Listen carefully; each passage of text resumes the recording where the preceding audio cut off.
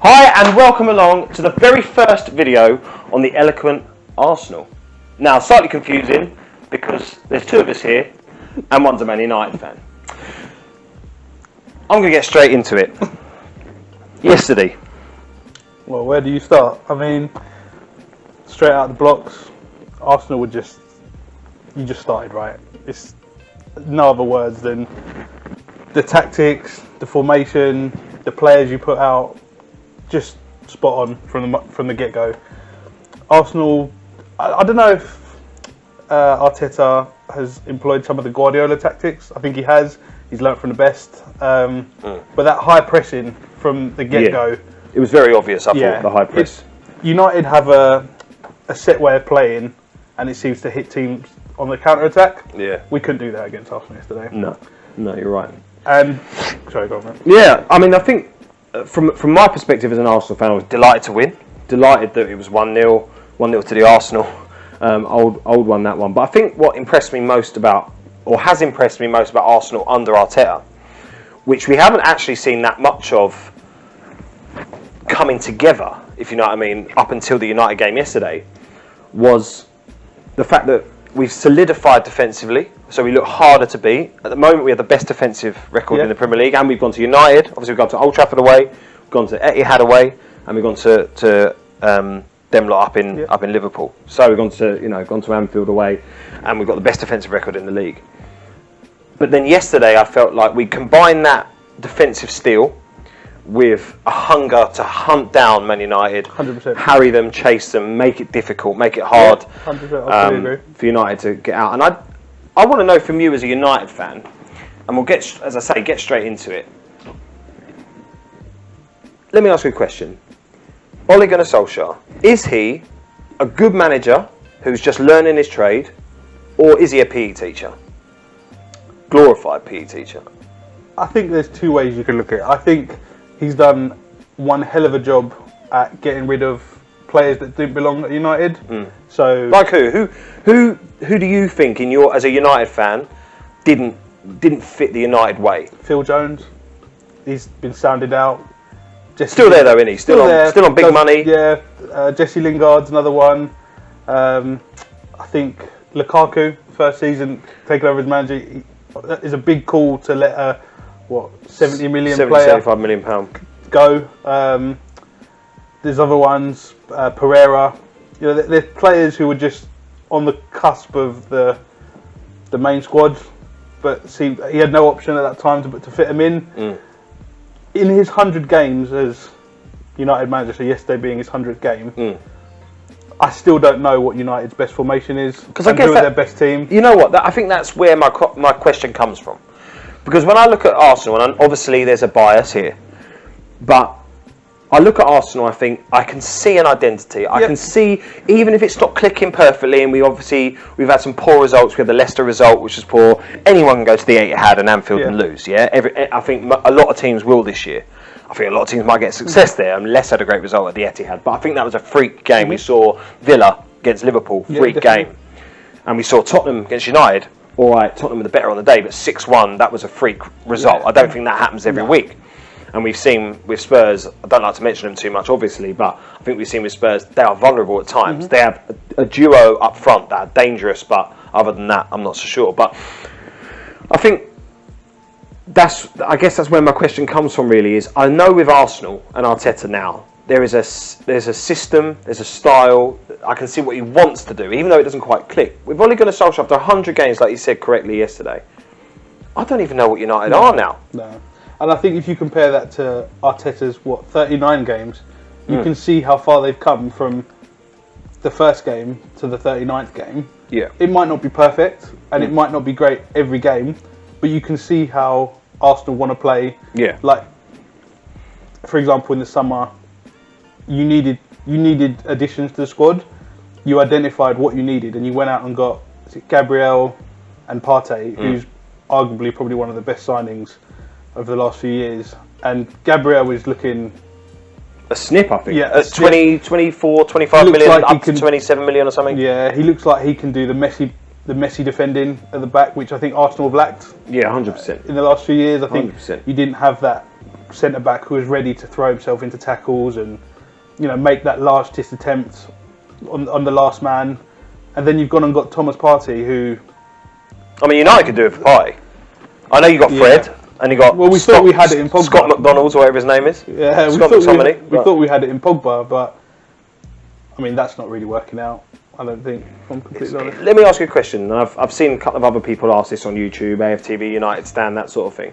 And big up them channels, by the way. Inspired from them. Let me ask you a question. In fact, two questions. Juventus come in January and said, we know Pogba is 18 months left he's got in his contract, something like that? Mm-hmm. Or did he initiate an additional year or something? He might have. Something like that. Yeah. But anyway, if Juventus come in and say, look, COVID, blah, blah, blah, we can't afford £100 million. Yeah. I mean, as an Arsenal fan, I don't think Pogba's a £100 million player anymore. No. There's a lot of United fans I've seen out there, seen on Twitter, social media, sitting there saying, Pogba's, he's gone up in value. I can't see how Pogba goes up in value now. COVID, yes, but also just he looks to me like half the player that he was bought. Yeah, when Juventus controlled it, bossed it in Serie A, at Juventus, he looked top player. At United now, he looks a shadow of that player. I think he struggles with the pace. You think? Of the Premiership. I think if you look at, you make a really good point about Juventus playing in the Italian league and playing in the Premiership. Oh yeah, are two chalk and cheese, isn't they? Yeah. Jose Mourinho made a really good point yesterday in that, in other leagues in Europe, you play in Spain, you play in Italy, there's a top 4 or 5. You go against a team in the Premiership, it's a massive game, every game. Yeah. And for Pogba to warrant that £100 million price tag, whatever we paid for him, he doesn't influence games enough. No, he's too inconsistent, I think. Yeah, and what's more frustrating is United have got a player on the bench in Van der Beek who's sitting there keeping the bench warm. I mean, arguably he should be starting. When he played for Ajax, and I'll come back to the question I was going to ask you about Pogba, but just you raised a good point there about Van der Beek or Van der Beek, however you pronounce it. I'm not Dutch, but with Van der Beek, prime player at Ajax, in the same mould, not positionally, but he was seen as that.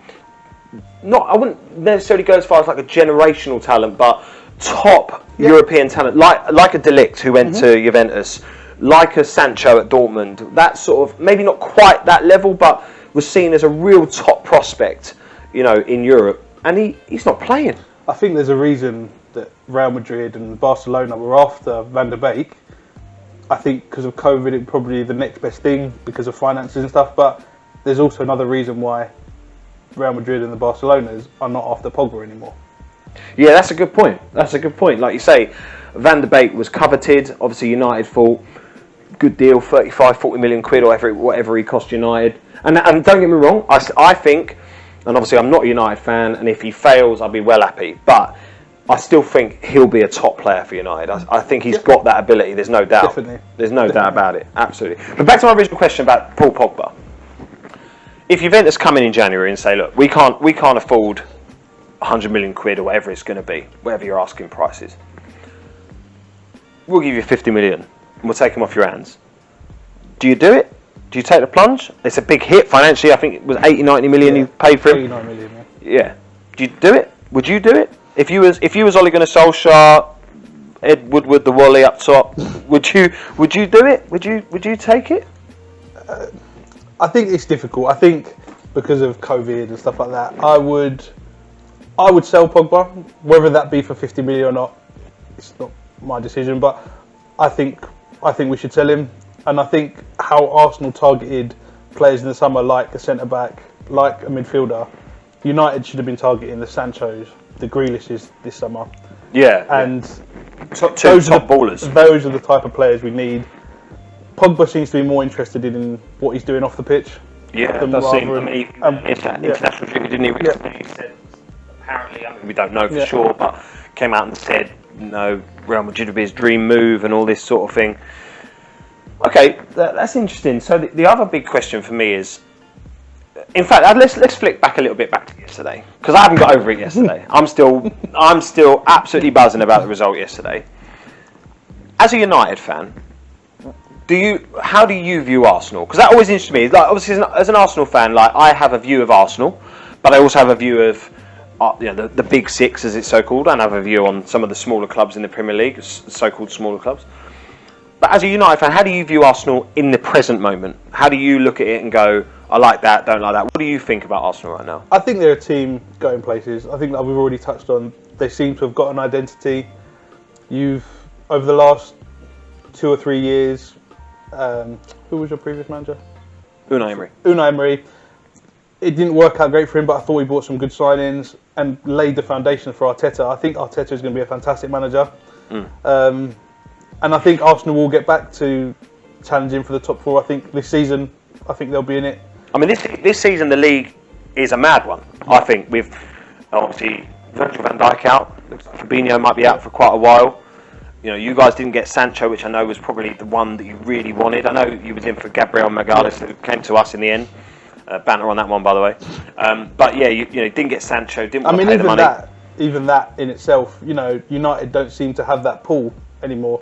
Do you think it's Paul, or do you think it's Woodward? Is it Woodward messing around, pissing about the money, or do you think it's United not being a pull?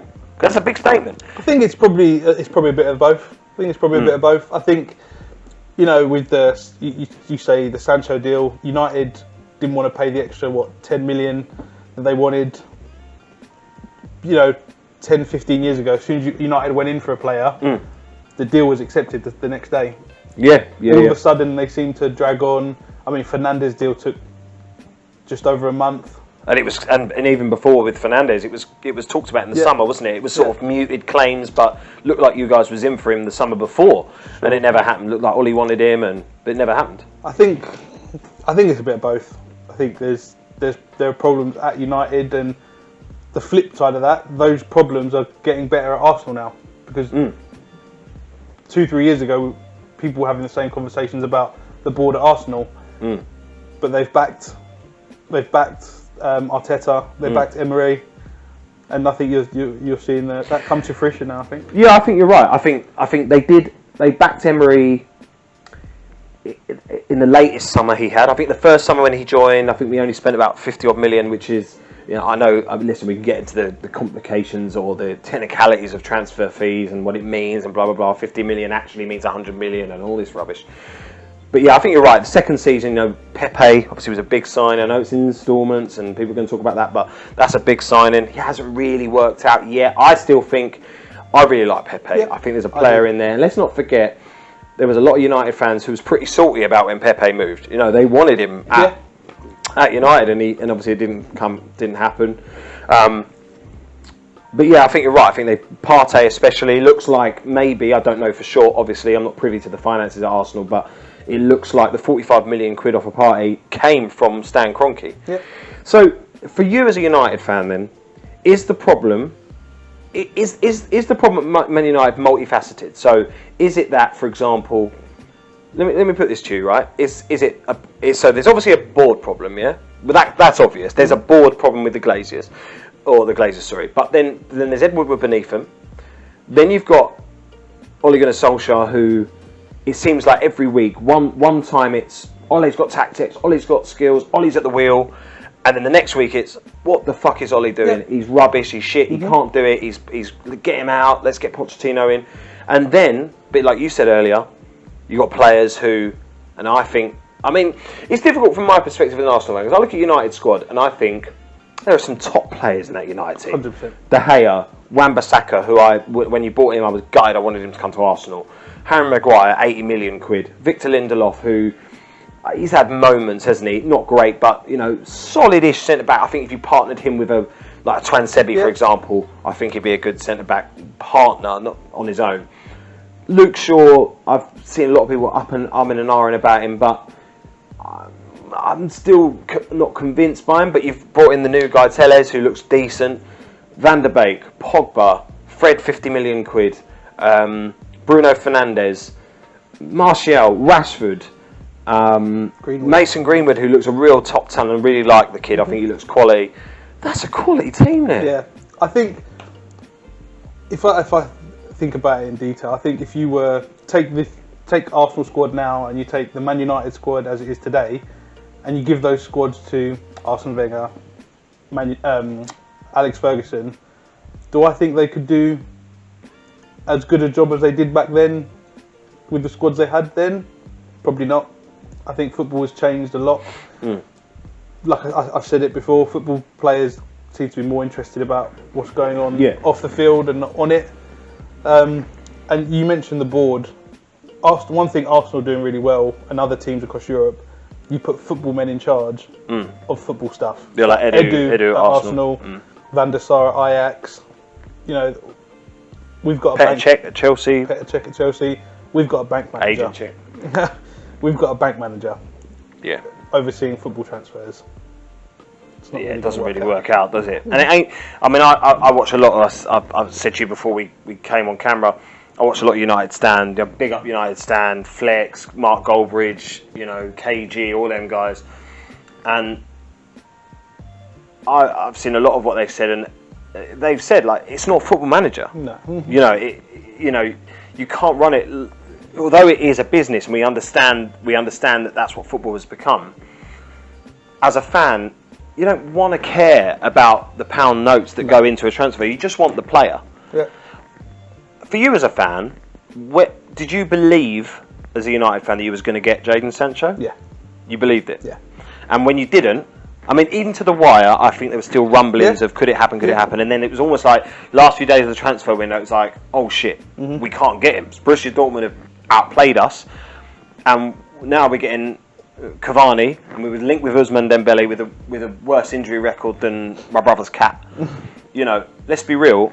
It was a scramble at the end. It was a shambles, and it goes against. Again, it goes back to the manager. So he wants to build a philosophy at United, young talent, and you go and sign a striker that Paris Saint-Germain didn't want to renew their contract. Yeah. It makes no sense. A pensioner. Yeah, it makes no sense. Yeah. And you look at the game yesterday. Arsenal had a lot of chances. Yeah. Hit the bar, Willian. Saka should have scored. One thing United didn't do, I think we had one decent shot on target, was Mason Greenwood. Yeah, Bernd Leno saved his feet, didn't he? Apart from that, I can't remember another shot that United had on target, or even made the keeper work for. Yeah, no, I mean, there was that lucky one towards the end, wasn't there? Yeah, Donny van and der I Beek. think that's a combination of really good defensive work.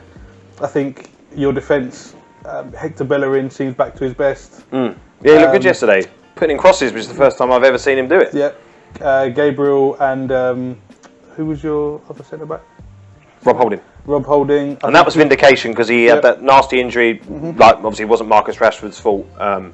Obviously, last year, but he always got the ACL and whatever, and he's come back. So he was good yesterday. And Kieran Tierney as well. He looks a player, I think. Yeah, they nullified our attack. The attack that you saying is one of the best in the Premiership because of the players was non-existent yesterday. It was poor. It was obviously with Martial out, fair enough, but I still think there's enough quality. Do I think Martial would have made any difference to that game? Probably not. Do you rate Martial? Yeah. Because I tell you, from an Arsenal perspective, if it wasn't, I'm going to go out on a limb here. If I factor in all of the factors, like his age, as in, so when I'll tell you the player I'm thinking of in a minute, but his age, his attributes, his record over the last season and a half. If someone come to me and said, "You can have Martial, we'll take Laka," I'd probably do it. I think there's a lot of fans out there. I don't think I've watched Martial, and we go back a long way. We've played football together. We understand. We're no professional coaches, but we understand the game from a fan's perspective. I think any fan that watches Martial knows there is a baller in there. Yeah, there is a baller in there. He's like a time bomb just waiting to go off. The problem with Martial, he's either hot or he's cold. Yeah, there's no kind of in between with him. I still don't think he knows his best position. Where do you see him as a number 9? Or do you see him as off the left? He's a centre forward. Yeah, I think so. I think when you watch him, he's a striker. He's a number 9. He's a striker. Quality number 9. Yeah. And again, it goes back to Ole Gunnar Solskjaer. Yesterday we played, was it 4-2-3-1, and then he had the 4 in the diamond at the beginning of the game. McTominay playing like right wing. Arsenal go 1-0 up. Silly penalty to give away from Pogba. That's 2 or 3 this season. Very smart from Was it a ban? Bellerin, very smart from Bellerin. I think to go down, it would have been given either way. I think years gone by, I think Bellerin doesn't go down there. I think under Wenger, I think he stays on his feet. Because there was a moment, I remember watching it yesterday, and I remember thinking, he's going to stay on his feet. Or it was a split second, you could then watch him, and he sort of almost delayed him going down. It was just a split second. And I think, again, that probably comes from Arteta, to be ruthless. Had he not gone down, that game finishes 0-0. Yeah. It had 0-0 written all over it. Arsenal would be... Man United were there for the taking yesterday, and Arsenal, too rightly, would have felt hard done by. Back to the formation, just again, Arsenal 1-0 up, and Ole Gunnar Solskjaer brings Nemanja Matic on. I mean, what I can't understand is how does and I don't listen. I remember the goal. I think it was last season. Scott McTominay scored against us. I think he banged it in from about 25 yards. Took a little nick off Xhaka, but it was went in. How does that geezer stay on the pitch for 90 minutes? Man United, and this is why I asked the question about Ole Gunnar Solskjaer, because I get the whole, he's a Man United legend, won us a Champions League and whatnot, and sentimental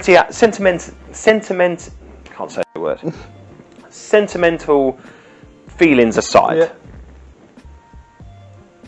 Ole Gunnar Solskjaer needing a goal, and don't get me wrong, he was shit yesterday, but needing a goal takes Bruno Fernandes off and brings on, was it Matic for Matic. Bruno Fernandes? Yeah. That's why you got to ask the question, I think, is Ole the right man? And I guess the next question that follows that is, and I know it's one that's been asked a lot online, and I do understand that a lot of United fans have said, it doesn't matter what manager you bring in, we've still got Ed Woodward and we've still got the board. They'll half back him and then they'll drop him out when it all goes to shit. And I get that. But surely, say a Pochettino gets more out of that squad. Surely. Separating obviously the heart from their head thing. I think the problem with Ole Gunnar Solskjaer, he's trying to live in Alex Ferguson's shadow. He was obviously learned from one of the best. But this day and age, you need your own identity as a manager. You can't. He wants this fairy tale of bringing on the youth, and I think he tried it last season. He wanted the Pereiras, he wanted the Lingards to work out. When you're going against the cities who spend 300 million on a defence, or Liverpool, they spent 89 million or 90 million on Van Dijk. I know we did it with Maguire.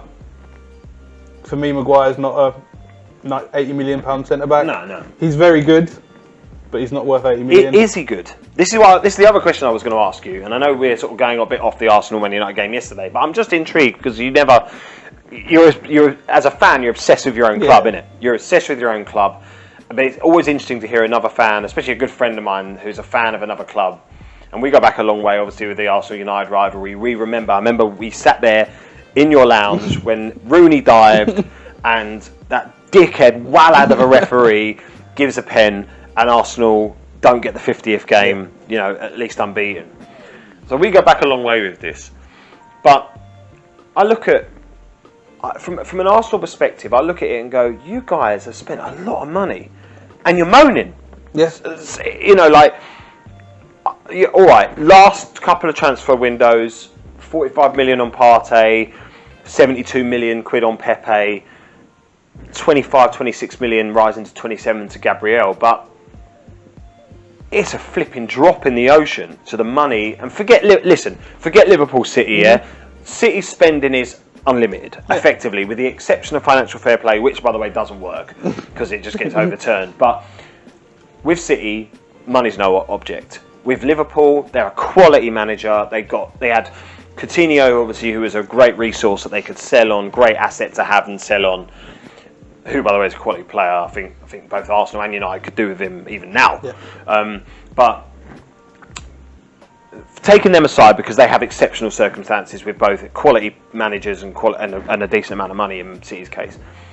But the next biggest spender, or one of the biggest spenders, let me clarify that, and I haven't got the statistics in front of me, but United's got to be up there in terms of, I'm not talking about net spend or that shit, I'm talking about actual money gone out and spent, don't matter how you got it, 80 million on Maguire, and this go back to my original question, is he any good? 80 million quid, we've just brought in Gabriel Magalhaes for 27 million or whatever it is. Leicester, they brought in Fofana, the 19-year-old lad who partnered with William Saliba. William Saliba, if we brought him in, I haven't even played him yet, but looks a good player, or a good prospect of a player. Fofana, as I said, at Leicester. Sionchu at Leicester. Yep. Is he not the better centre-half? I mean, did Leicester mug Man United off for £80 million? I think they exploited the fact that we were Man United. At that time, we needed a centre-back. The whole world knew we needed a centre-back. So I think, that's true. regardless of who we went for that year, we were going to spend that. You were going to pay top dollar. We were going to pay top dollar. I mean, you had the English tax on him and all that as well, like English players going for more money. I think there's no doubt, when you look at Man United, they are... I would say that they're probably... I've seen quite a few fans. I saw Mark Goldbridge on United Stand actually this weekend say that you guys are 4 or 5 players away from where you want to be. From an outside perspective, I only think you're probably 2 or 3. Yep. But you need a manager who has the team he wants, but has a little bit more nous and quality than Ole Gunnar Solskjaer. And let's be fair, this isn't an Ole bashing session, like from my perspective. Phelan, Carrick, are they good enough for United? United's level where they were? Yeah, it goes back to, again, the fairy tale. He wants United people running United. Mike Phelan, he was Ferguson's assistant. Michael Carrick, is he ready to be an assistant manager? Probably not. You can still probably do a job on the pitch. Yeah, flip fucking Pogba. Yeah, we could. Yeah, it's really difficult. It's really difficult. I think I like what Ollie stands for. I like the fact that he wants to bring in young players. He wants to play attacking football. Is that your heart though, or your head? Say it now. That's my heart saying it. Say it with your chest, bro. That's my heart saying it. My heart saying he wants that. My head says him finishing in the top 4 last season is probably the best we could do. I mean, we were in 4 semi-finals last year. We didn't get to the final in 4 semi-finals. Yeah, Europa League, FA Cup, Carabao Cup. Was you in Carabao Cup? I think so. Yeah. Or 3 semi-finals. I'm sure it's 3. Yeah, I think you're right. So 3 semi-finals. And not to get, being a Man United fan, not to get to 1 final ain't good enough. Is a problem for me. Ain't good enough. There's a few things, as a United fan, as a football fan, losing is part of the game. Of course, yeah. You can lose a game. You can lose any game. A game, but losing a game through lack of trying is a problem for me. And just rewind, you've touched on it a few times, the United-Tottenham game. Losing 6-1 is unacceptable. Whether that's now or 10 years ago. We fucking lost 8-2 at Old Trafford. I'm not saying too much about this one. Spurs did it, by the way. But my only comparison, being a United fan, is to what I saw with Alex Ferguson. If United lost 6-1 in Alex Ferguson days, when you're coming off the pitch, Alex Ferguson is not patting you on the back. Yeah. Solskjaer seems to want to put his arm around people, even when we're at the lowest of the low. And the United players walked off the pitch when we lost 6-1 to Tottenham, and he was patting everyone on the back. Yeah. That's a problem for me. Yeah. Me and you've played together. We've managed the club together. Regardless of whether you're playing bottom of the league or top of the league, you lose a game, you need to pull your socks up and do something about it. Yeah, 100%. I just don't think there's that mentality. Do you know, you're touching on something really important there, and I think I've seen, again, a lot of United fans talk about this, is has Ollie, and I'm nicking Troy Deeney's phrase here, but has Ollie got the cojones to really, he had a great opportunity to drop Maguire. Maguire fucks up against Tottenham, that well out of a header with his fridge head, and flipping heads it, pulls down Luke Shaw at the same time, Tottenham go and score. He had an opportunity then to go, Harry, you're dropped. I'm dropping you out. I think he's scared to make Did he those bottle decisions. it? Yeah. Does he bottle it? Yeah, I think he's scared to make those decisions. I think there's been a few times this season. Harry Maguire had a torrid time in the summer. He's come in. He's had a few issues starting the season. He's had a few, the red card playing for England. I think he deserved a few games out of the limelight a little bit. But he just seems like he just can't drop those big players. Yeah. Yesterday, I can't tell you why Pogba stayed on the pitch. I mean, he seems to be shoehorning. Don't get me wrong, a lot of top talent. There's Bruno Fernandes, Van der Beek, Fred. Pogba. I don't have to go over it again. but you can't surely play them all in this. It's not just because they're good individually, and I know this is cliche, but does not make a great team. No. And United, from outside, they have some top players, but they're not a great team. No, I think yesterday it is evident of how far Ollie can take us. Again, my heart wants him to do well. My head says, is he that guy to take us back to winning a cup? Probably not. No. Okay, slight change of topic. One thing we've got to say, rest in peace Nobby Stiles, England, Man United legend. So Bobby Charlton, bad news about dementia, obviously. Shocking. I think it was Sports Personality of the Year about 11 years ago, something like that as well. Fully deserved, absolute legends of the game. Forget rivalries with them two. Rest in peace Nobby and Nobby Stiles, and obviously best wishes to Bobby Charlton and his family. Lost his brother, didn't he? Not that long ago, a few months back, or whatever it was, to the same thing. Ago, same thing. So quick change of subject there, we've got to say that. The other, again, on a more positive spin, is Marcus Rashford. The geezer's got to be getting a Pride of Britain award, the geezer. Yeah, sports personality. What he's done for kids and feeding their families and feeding the kids, and what he's doing for families that are struggling is phenomenal. Yeah, definitely. You got, as a United fan, you must be dead proud of him. Yeah, hero on the pitch, hero off the pitch. Yeah, absolutely, 100%. So this week, United, we go Istanbul. We'll go to Turkey to play Istanbul. And who goes the weekend? Everton the weekend. That's right. Saturday, is it Old Trafford or away? I think it's away. Away. Yeah. You're probably better away. Yeah. Probably better away. You got the worst home record since the 70s. Yeah. And that was before the Arsenal game. I don't know what it is now. So 1972 or 1973 or something was bad. Yeah. Let's forget the Champions League. You guys are doing pretty decent in the Champions League. It's the only. Explain why. Yeah. Are United? Are you not? There was a lot of talk about this with Arsenal under Arteta. There was a lot of talk, especially amongst Arsenal fans. Is Arteta a cup manager? So is he good for? Excuse me. Is he good for one game? Mm-hmm. Like one-off games, not one game, but one-off games. Like when we beat City, beat Chelsea. Yeah. Obviously, we didn't beat Liverpool in the Community Shield, but saw it through, won it on penalties. It was whether or not Arteta could get us up for all the games. Are United becoming a cup team? So you mentioned it, 3 semi-finals last year, right? You didn't get over the line, but you had 3 semi-finals. This season, Champions League, 2 fixtures in, you beat Champions League semi-finalists last season. Beat one of the best teams around with Wan-Bissaka pocketed Neymar and Twansebi pocketed Mbappe. Yep. Are United becoming a cup team, or is it just that in the one-off games they can do it, but over the course of a season they just ain't good enough? So I think Roy Keane made a really good point on Sky Sports yesterday about players being motivated.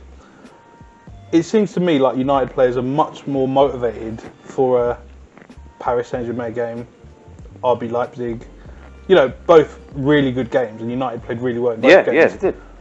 But I question why they can't get motivated in the Premiership, because we've played Crystal Palace and lost. Could have been by more as well. Yeah, we played Brighton and barely got through. I watched that game and I was like, how have Brighton not got away, not come out with a point at least? Yeah.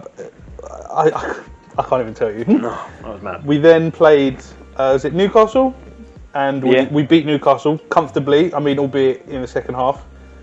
And then we played Chelsea and didn't turn up. That was a dead game. And we played Arsenal and didn't turn up. Yeah. So you question why they can't seem to get motivated for the Premiership. I don't know what the answer is. Strange one. The other thing I wanted to ask, or get your views on, is this season, we've obviously, as we touched on at the very beginning, we've seen some mad results, some crazy scorelines.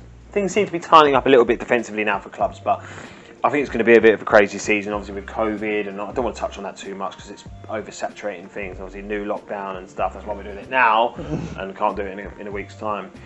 But when you factor all that in, how do you see? First of all, where do you see the Premier League title going? And then top 4. Who gets top 4? Everton look a really good side this year. Couple of bad results recently, though. Couple of bad results. I think. I mean, their top man's been out. James Rodriguez again, a steal at 20 million.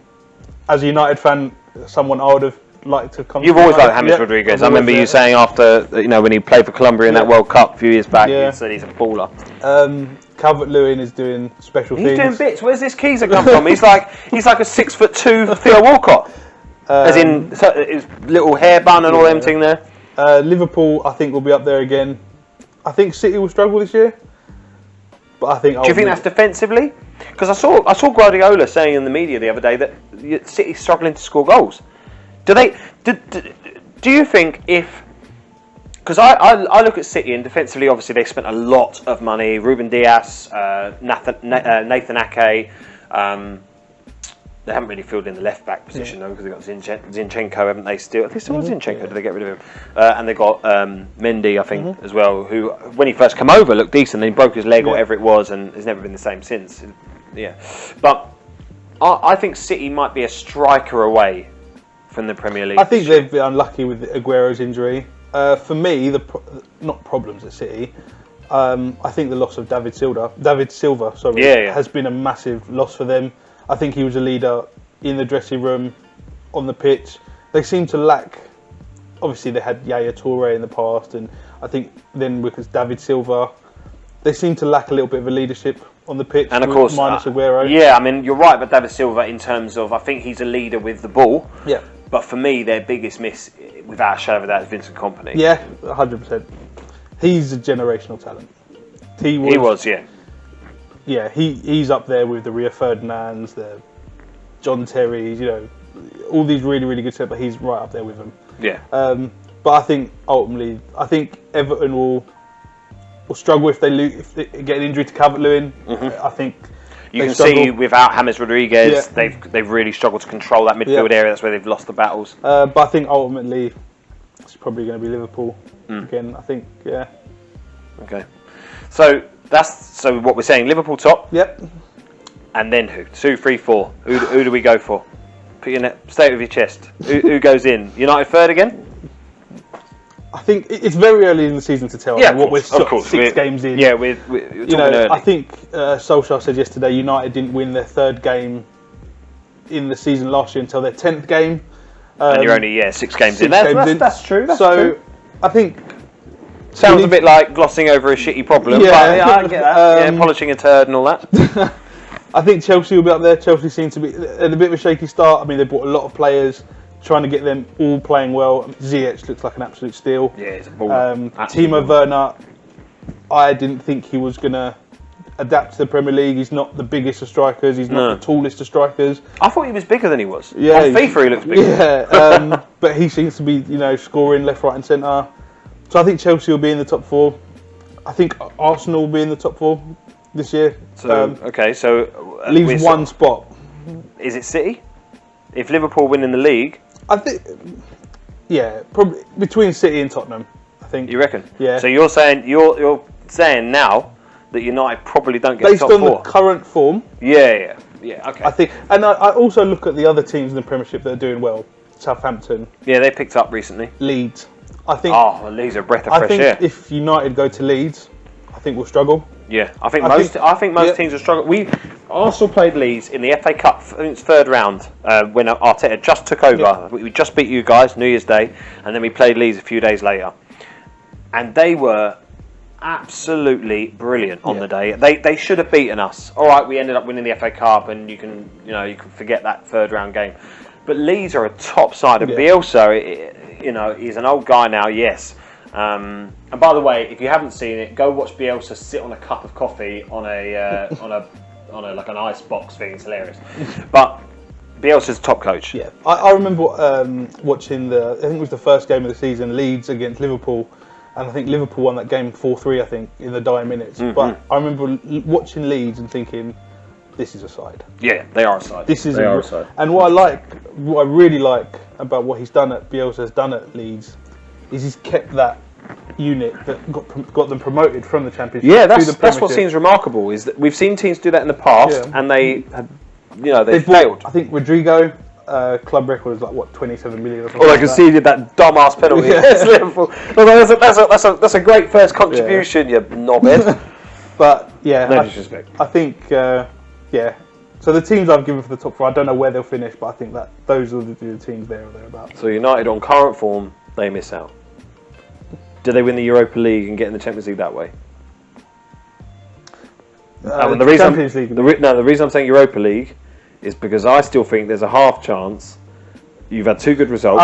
Okay. That you could drop out. Yeah. Okay. Yeah. I mean, yeah, it could happen. I mean, all we really need is 6 points against the Istanbul team, home and away. Yeah, I mean, I think you beat Istanbul. It's in our own hands. A leg and a half is in our own hands. But in the round if we 16. turn up tomorrow night, I think it's tomorrow night, and play the way we did against you guys, for example, we'd probably draw or lose. Yeah. Because Istanbul will be up for that game. Yeah, it's in Turkey. Yeah. Are they allowed fans in Turkey? Because I know when minimum capacity. Because when Arsenal played Rapid Vienna, there was a few fans in there. I think they've probably got a few fans in the stadium. So Okay. I think the next 2 or 3 weeks are crucial for United. I think Everton is a must-win game. Every game seems to be a must-win for us at the moment. But I think that's the pressure. That's the pressure cooker of the Premier League now. Is every game where, like you touched on it earlier with the Wenger-Ferguson thing. Back then, partly because of their reputations and what they'd done already, but it wasn't the same. You didn't have social media, you didn't have YouTube channels talking about it and analysis from all over the place. So teams had a tiny bit more breathing space just to go, all right, we lost, it was shit, but we can go again. Yeah. Whereas now, you lose, you're out. Yeah. People want your head. Yeah. They want someone. It's a blame culture now, so people want you to. You're a problem. Maguire out. Pogba shit. McTominay. I mean, if you look at it for what it is, prior to a ball being kicked yesterday, it was 15th against 12th, and that was considered a massive game. Yeah, it's true. Real talk. That's 100%. I just don't know.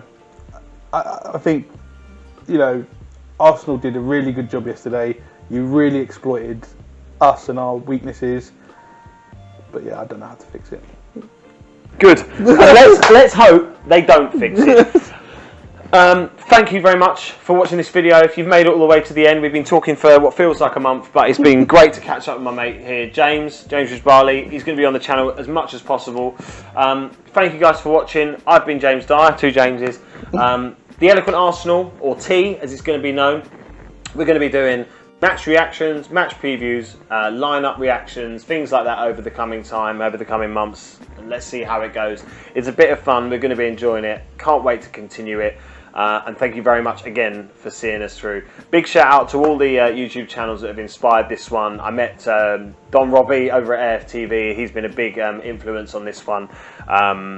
And I'm absolutely delighted to be trying to give this a go. I'm really looking forward to it. Once again, Marcus Rashford, big up yourself, bro. Absolutely phenomenal what you've been doing for the kids and stuff. And again, rest in peace, Nobby Styles, and thoughts and prayers with Bobby Charlton. Look after yourselves in the next lockdown if you're in the UK. To anybody else that might be watching from across the world, if we get that far, a bit early yet. Best wishes to you. Stay safe. Look after yourselves. God bless, and see you later on.